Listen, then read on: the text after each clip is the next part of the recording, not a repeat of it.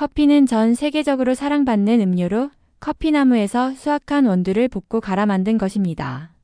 커피 한 잔은 아침을 시작하는 필수품이기도 하고 때로는 피곤할 때 활력을 주는 단순한 음료 그 이상으로 현대인의 삶에 중요한 역할을 합니다. 우리나라 성인 1인당 커피 소비량은 연간 353잔 이상이라 합니다. 이는 세계 인구 연간 1인당 소비량의 약 3배 수준에 달하며 가히 커피공화국이라고 불러도 손색 없을 정도로 커피를 사랑하고 있는데요. 하지만 이렇게 커피를 자주 그리고 많이 마시는 만큼 그에 따른 부작용 또한 만만치 않다고 합니다. 이번 시간에는 커피를 이렇게 마셨다간 큰 부작용을 일으키는 경우는 어떤 것이 있는지 그리고 그에 따른 해결 방법은 무엇인지 함께 알아보겠습니다. 첫 번째는 캔커피입니다. 마트나 편의점에서 손쉽게 구매 가능한 캔커피. 캔커피 내부에는 부식을 방지하기 위해 BPA라는 성분으로 코팅되어 있습니다. 이 성분은 음식물이 캔 내부에 직접 닿는 것을 막아주고 부식을 방지해주지만 우리 몸에 흡수되면 유방암이나 전립선암 등 생식계의 암을 유발하고 심장병, 불임, 자폐증 등 각종 질병을 유발하게 됩니다. 특히 편의점이나 휴게소 등에서 온장고에 넣고 데워서 파는 캔커피는 따뜻한 열기와 만나면서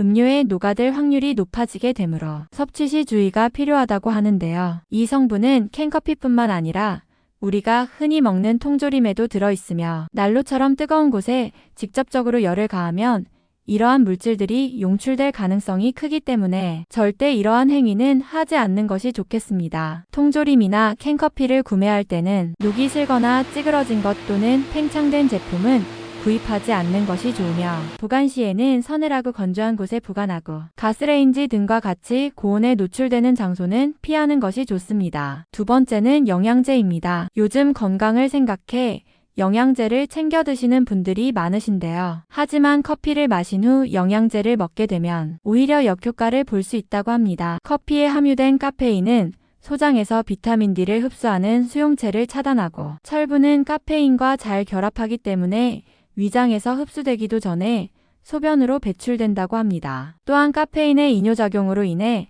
비타민 B, 비타민 C 같은 수용성 비타민도 몸에 온전히 흡수되기도 전에 소변으로 배출된다고 하는데요. 여기에 더해 영양제를 먹으면 위에 부담이 될 수 있는데 커피에 들어있는 카페인은 위산 분비를 촉진하고 하부식도 괄약근을 이완해 위산 역류를 일으켜 같이 먹으면 더 심한 위장장애를 유발할 수 있다고 합니다. 전문가들은 카페인이 체내에 들어와 배출되기까지 시간이 2시간 정도 걸리기 때문에 영양제는 커피 마신 후 최소 2시간 뒤에 섭취할 것을 권하고 있습니다. 두 번째는 뚜껑 덮인 커피입니다. 플라스틱으로 만들어진 커피 뚜껑에는 검증되지 않은 유해물질이 포함되어 있는 경우가 많습니다. 일회용 컵 뚜껑으로 흔히 쓰이는 재질 중 하나가 폴리스티렌인데 다른 플라스틱보다 저렴하면서 가공이 쉬워서 일회용 음료컵에 뚜껑 재질로 쓰는 경우가 많은데요. 그러나 열에 견디는 내열성은 70도에서 90도로 약한 편이며 뜨거운 커피 등 고온에 노출되면 화학 성분이 녹아 나올 가능성이 있다고 합니다. 서울이대의 환경보건센터 홍윤철 교수는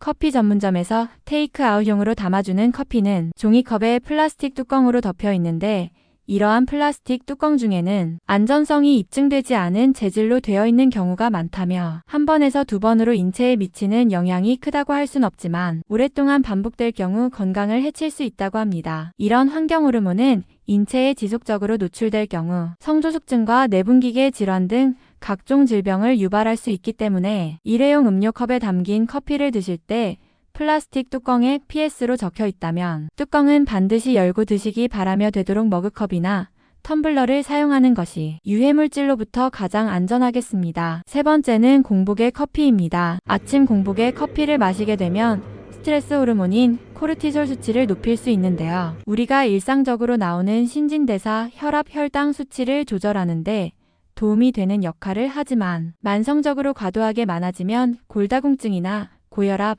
제2형 당뇨병이나 심장질환 등 다양한 질병을 초래할 수 있습니다. 이러한 코르티솔 수치는 아침에 일어날 때 자연적으로 최고조에 달하게 되는데 이때 커피를 마시게 되면 코르티솔을 생산하는데 자극을 주게 되어 더욱더 높은 코르티솔 분비를 촉진해 부작용을 발생시킵니다. 뿐만 아니라 공복에 커피를 마시면 위장을 자극하게 되어 속쓰림이나 궤양, 메스꺼움 등의 위장질환을 일으키며 소화장애까지 일으킬 수 있으니 공복 빈속에는 절대 마시지 않는 것이 좋습니다. 미국의 건강 전문 웹미디어 헬스라인은 커피의 효과를 극대화하고 부작용을 최소화하여 커피 마시기 가장 좋은 시간을 코르티솔이 가장 적게 분비되는 오전 9시 3분에서 11시 30분 사이가 좋다고 합니다. 네 번째는 커피 많이 마시기입니다. 우리가 간편하게 섭취 가능 설탕 함량이 높은 믹스커피는 순간적으로 집중력을 높여주고 피로를 풀어주지만 습관처럼 마실 경우 각종 부작용을 일으킬 수 있는데요. 서울대병원 가정의학과 박민선 교수는 믹스커피를 자주 마시게 되면 당이나 포화지방 등으로 인해 비만 당뇨가 악화될 수 있을 뿐만 아니라 열량이 부족한 상태에서 커피로 각성 상태를 유지하면 부정맥 위험도 증가할 수 있어 하루 2잔에서 3잔 정도로 조절할 필요가 있다고 합니다. 특히 식품의 약품안전처가 정한 1일 카페인 최대 섭취량을 성인 400mg, 임산부 300mg 정도인데 이는 대략 믹스커피 7봉지에서 8봉지 정도 되는 양이라고 합니다. 호주의 사우스 오스트레일리아 대학교 연구팀이 성인 37살부터 73살의 1만 7,700명을 대상으로 조사한 결과 하루에 6잔 이상의 커피를 마시는 사람은 치매에 걸릴 위험이 53%, 뇌졸중을 겪을 확률이 17% 높은 것으로 나왔으며 호주 건강센터에서 실시한 또 다른 연구에서는 하루에 커피를 습관적으로 6잔 이상 마시면 골관절염 위험이 23% 증가하고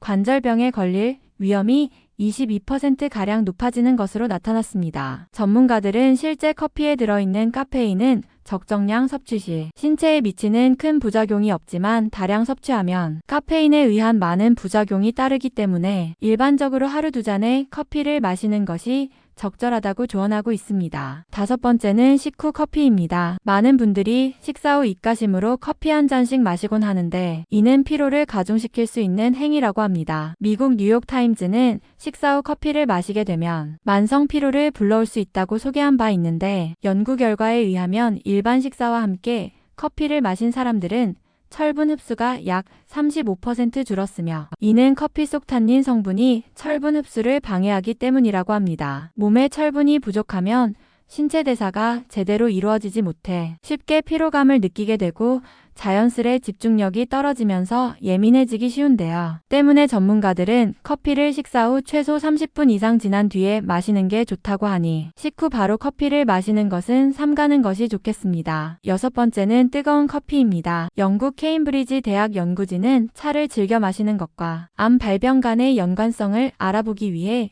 58만 명을 대상으로 연구를 진행한 결과 온도가 높은 커피를 자주 마시는 사람은 그렇지 않은 사람보다 식도암에 걸릴 가능성이 2.8배 더 높은 것으로 나타났습니다. 식도암 발병 위험은 음료의 온도에 따라서도 큰 폭의 차이를 보였는데 따뜻한 커피를 즐겨 마신 경우에는 발병률이 2.7배, 뜨거운 커피를 자주 마신 사람은 5.5배 증가한 것으로 나타났는데요. 실제로 국제암연구소에서도 섭씨 65도 이상의 음료를 발암물질 2억운으로 등재할 정도이기 때문에 절대 가볍게 여겨서 안 됩니다. 음료를 뜨거운 온도로 마시게 되면 음료가 흘러들어가는 구강, 인두, 후두, 식도에 가벼운 화상을 입게 되는데 특히 식도는 위장과는 다르게 보호막이 없어 더욱 손상을 크게 입습니다. 또한 통점이 없어 통증이나 위험 신호를 느낄 수 없을 뿐더러 뜨거운 커피를 반복해서 마시게 되면 식도의 세포가 반복적으로 손상을 입게 되고 손상된 점막이 재생되는 과정에서 돌연변이가 발생함으로써 식도암으로 진행이 될 수도 있다고 합니다. 따라서 커피뿐만 아니라 뜨거운 액체류는 반드시 충분히 식힌 후 드시는 것이 좋겠습니다. 오늘은 커피 부작용에 대하여 알아보았습니다. 여러분 오늘 내용이 도움이 되셨나요? 오늘 영상이 도움이 되셨다면 좋아요와 구독 눌러주시고 건강한 식사법으로 관리 잘 하셔서 맛있는 음식 건강하게 즐기시길 바랍니다. 오늘도 건강, 내일도 건강, 건강이 최고입니다. 긴 내용 보아주셔서 감사합니다. 이상으로 오늘의 이야기를 마치겠습니다. 기운팜 채널은 여러분의 건강하고 행복한 삶을 응원합니다. 감사합니다.